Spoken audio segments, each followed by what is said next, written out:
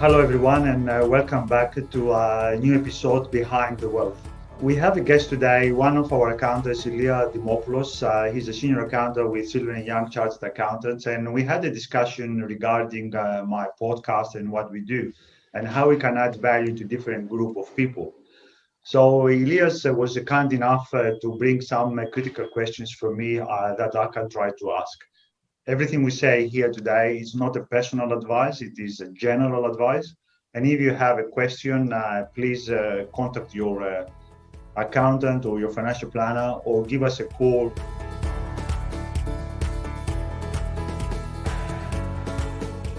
Hello, Elias, and welcome to Behind the Wealth. Hello, Dimitri. Thanks for having me. So we had a discussion regarding the different stages of life and the financial planning that it could be attached in a different stage of life. So 40s. So at that stage of life, you probably have kids that they are probably around high school. Work-wise, you're probably already in a, if not at the peak of your career, but pretty close to reaching the peak. And probably financially wise, most people at that age, they should be on the maximum of their earnings. I like to think, is that the truth or not? Yeah, a lot of people, they are at the early 40s, done very well, and they are really sitting on a quite sustainable wealth, and the superannuation is accumulated, especially if they worked from a young age. If they had a good marriage and everything went well, and both the partners they're working, or some working, except probably the period of their having children. That's usually it is a positive, and then there is a positive picture. And the question is, what I do for what I have. I mean, we have equity in my home, so we bought already the home, so we have equity in my home. Say my home worth, say $800,000 in Sydney, and I owe only $400,000. So I have some equity here. I have a good income because now I'm a mature person. If I'm, a tradesperson, I'm not a brand new, apprentice bricklayer now. I'm a fully fledged professional or tradesperson. I can demand a good reward for my effort and my time. So also the other half. So we have, what is the problem in this age? Lifestyle.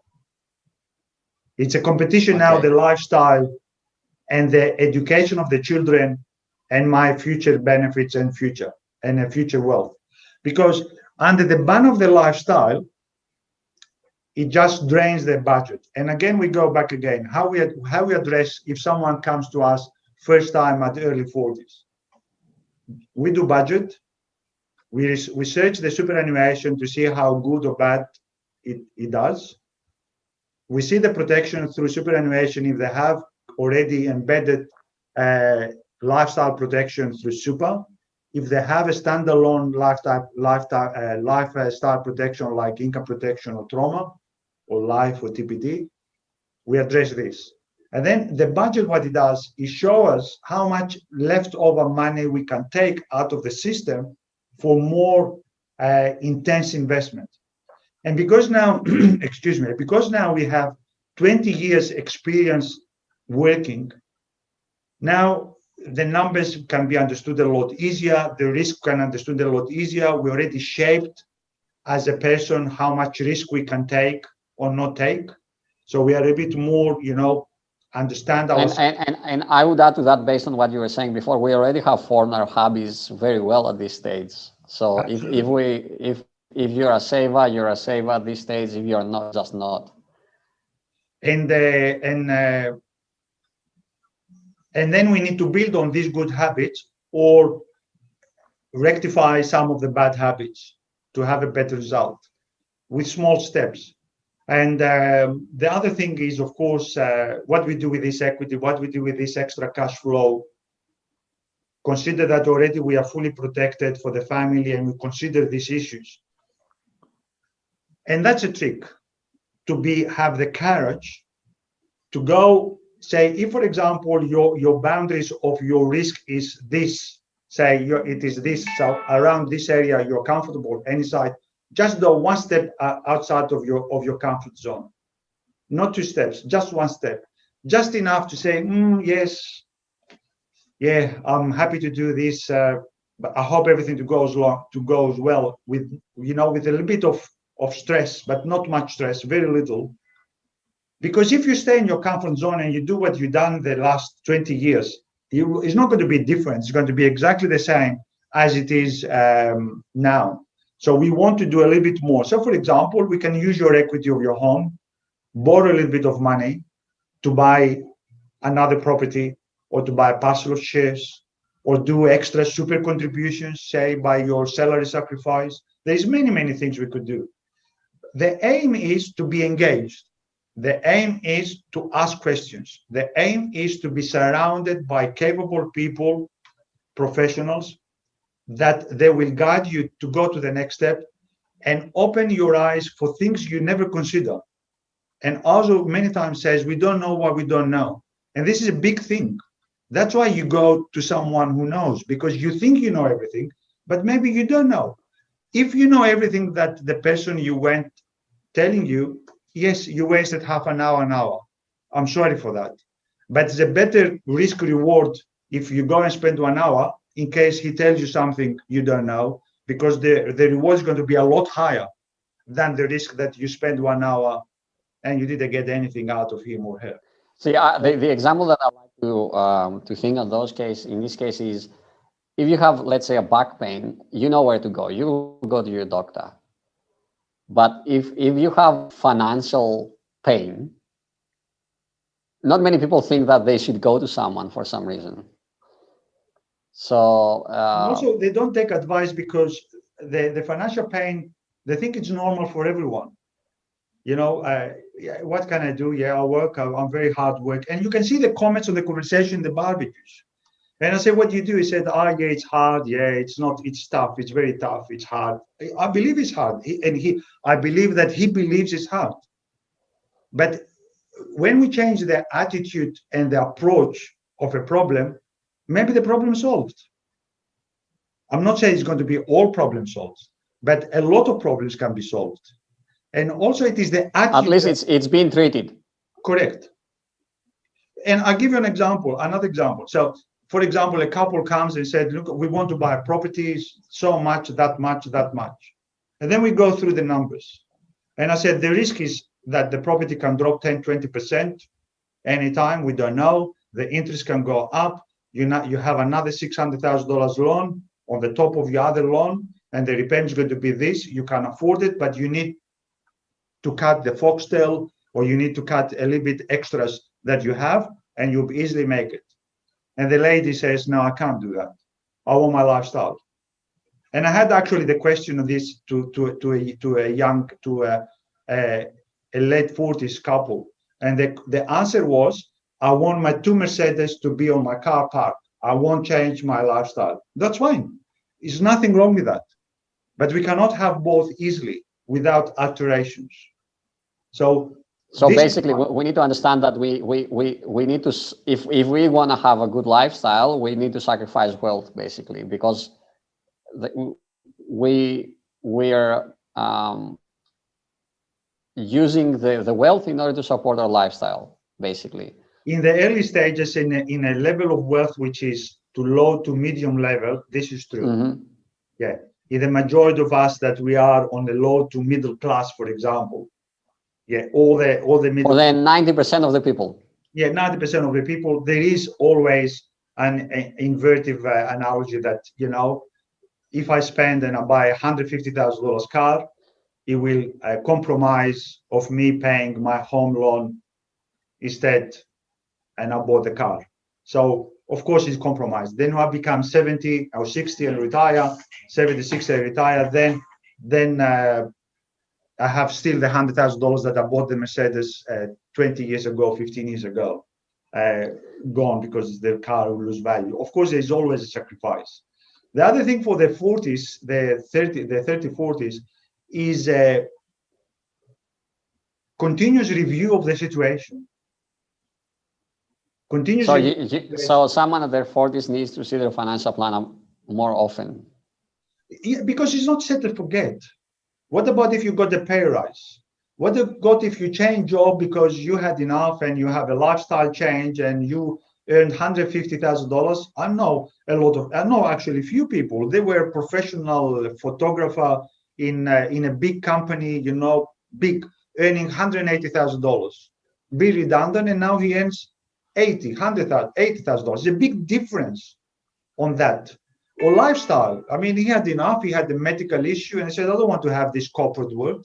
I just work 3 days." So we need to review. You don't need the same insurances as when you earn so much money. Maybe you don't have the same loss. Maybe you have an inheritance from mom and dad, say, at this stage. You don't need to have the same exactly. So it needs to be reviewed constantly. It's not a set to forget. Okay, so you need to keep steering the ship according to the conditions. And I put also again to that level, you still need to do personal development. You still need to be surrounded by positive people. You still need to surrounded by people of quality and value, because also again in all our stage of our lives, it drains us when we have negative people that they look all the time half empty, the glass, and the people who are just time wasters, really. And your personal development is very important because it keeps you young. 40 years old, you're thinking now, and you start looking back a little bit. You have said, when I was younger, and I look back a little bit, not too much, but you look back. So you need to really consider this stuff that, maybe I won't retire at 67, maybe I retire at 65, maybe I want to retire at 60. So the more wealth you build now, the more choice you have at 55 to retire 55 or 60 or 65. And this is great. So, I want to just say something. You touched kind on this on the beginning of that decade bracket. The reality is, as we discussed, that 50% of marriages will fail. So, and usually that happens in that decade, I would say. It might happen in your earlier or later, but probably that's the sweet date for divorces. So, can I keep building my wealth after a divorce? And does that say something in terms of the strategy? I've seen lately a lot of cases that the divorce, after divorce, for some reason, this is only my personal observation, the female part of the couple, or the female in the couple, somehow they do better than the male. I don't know why. Okay. Especially if they are children. Financially better, you mean? Financially, yes. Because what it happens, they get invigorated and they say go get it, and of course to have a divorce, it's a very traumatic experience in the best of circumstances. Doesn't matter who's right, who's wrong. And it is very, very traumatic experience in the best circumstances. So I've seen these ladies go a lot better than their counterparts, their husbands. The other thing is, of course, for a man who is in divorce, the child care, or not the child care, the child allowance or the support, especially if he's the main earner of the family all the time, it takes a lot of energy of his cash flow. So you push him back to a lower level of wealth on a personal. Especially if they are business and the value of the business, then he has to keep the value of the business because he controls the business and he wants the business. Then he has to give away his home or his super because to control the business, which has a sustainable value. So it's always a disaster, but of course you can go ahead. With a positive mind and the right advice, you can keep build and move in quicker. And at the end of the day, you have to move on. Nothing you could do. Staying on the same and be bitter. And a lot of times when I have clients that are in dispute and almost ready to get divorced and to be official, and they're thinking about solicitors on a friendly and unofficial way, I said, you try to settle down. Why you want to pay money to solicitors and accountants and and again, fighting.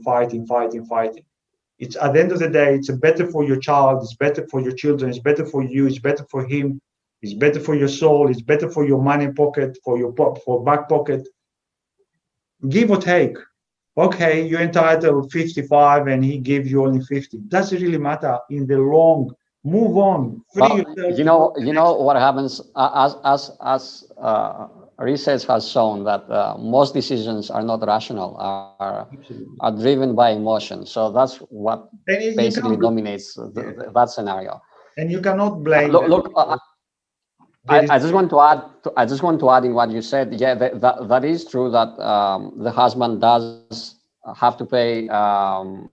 In most of the case, anyway, has to pay child support. But from the wife's perspective, or from the other party's perspective, let's say, they do have to sacrifice more time, because in that case, they probably look after the kids more, so they cannot work more. So it does work as a step back for both parties. At the end of the day, a divorce, it is a step back for both, and you have two forces that now have split it, and they're working as a single force, trying to serve the same circumstances. So where you summarize it is, you have to work again based on the new reality, and with the hope that you're going to build better life by look back at the mistakes you done on the first life.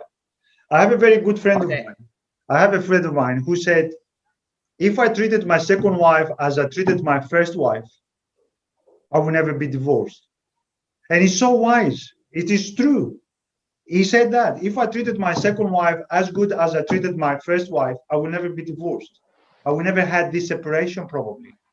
But of course, 20 years younger than now, and on a different time frame, on a different mentality, he couldn't see that.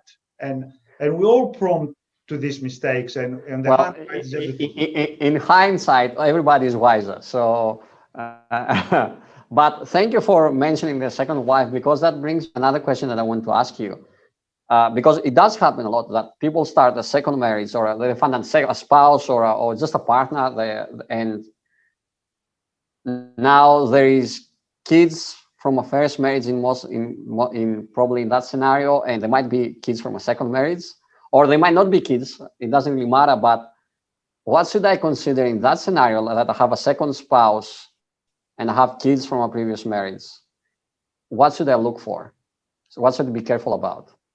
This is probably a session on its own, because it's too wide and complicated. Okay, just give me two or three tips. I like this. What should I do? I like this. I just have a special soft spot for that for some reason. I don't know why. I haven't been divorced yet. I say hopefully yet. You won't. I say yet, but it is difficult. It is difficult when one party brings a lot of assets and the other party doesn't bring, or even if they bring a lot of assets, both of them. It is difficult when you have kids from one side and another side. The best thing I can say is they need to visit a lawyer who specialized on this, to make sure that they put in paper their wishes. And also a financial planner can do not to put in paper the wishes, but can initiate these questions. Do you want to have your assets inherited by your bloodline, or you're going to go across to the family, the new family? Do you want to? So basically, you're talking about doing a will.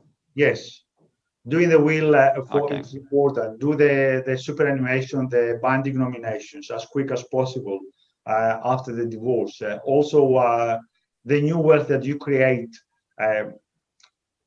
It's very complicated, because if I put my equity that I had from my previous marriage and we put it as to buy a new investment property, and then we share the income, if we split second time, what's going to happen? The law, of course, says after some times everything belongs to everyone, but so it needs to be a bit more thoughtful, and it's not an easy to explain in just a few seconds. But the moral of the story is, get a professional advice in detail, and a good professional advice. Because the better you have now, it's exactly as we said before, when you and me as the best friends, we bought a property, and you put all the issues if we want to split. Exactly the same thing you need to do it now. The other thing we can say is about a person who is on a second marriage is to consider, of course, the power of attorney. A power of attorney, an enduring power of attorney, it's a very, very critical instrument. And I know from a personal experience, a member of my family married, no children, and his wife had the power of attorney and enduring power of attorney. And she did some critical decisions that some members of the family didn't appreciate 100%. They didn't object, but just they didn't want a bit different. Imagine if there was money in the middle or other issues in the middle, we'd be probably a lot of issues. But this was a simple stuff, very small dissatisfaction. So it went away, no problem. But if it was money in the table, or it was something important, like, for example, choose the hospital, or choose the treatment, or choose the nursing home in a later stage, it is so important to choose who is going to be the person who's going to hold your power of attorney or enduring power of attorney. So don't jump straight away to be your second wife or your second husband. That's my opinion, because the time is probably low. If you have a better person for a while, but it's not for me to tell you who is going to be, of course, but just think a little bit more in depth who's going to be that person who holds that piece of paper, because he can make difficult and very difficult and very important decisions. For my semi-personal, I would never like to have enduring power of attorney for anyone, really, and decide when they are 100% in their mind for anything for them. It is so hard, it's so difficult, and I don't want to have that. I have for my wife, and my wife has for me, but this is one of the necessities. But really, it is very difficult. So there's plenty to say about the 40s, but we'll probably stop here. And thank you very much, Ilya, for everything and the contribution. It was great. Thank you. And I hope all of you enjoyed Behind the Wealth, the latest episode about different stages. We come back again with Ilias for the next stage, the 50s, 60s, and beyond. And thank you for listening to us. Till next time, have a good day.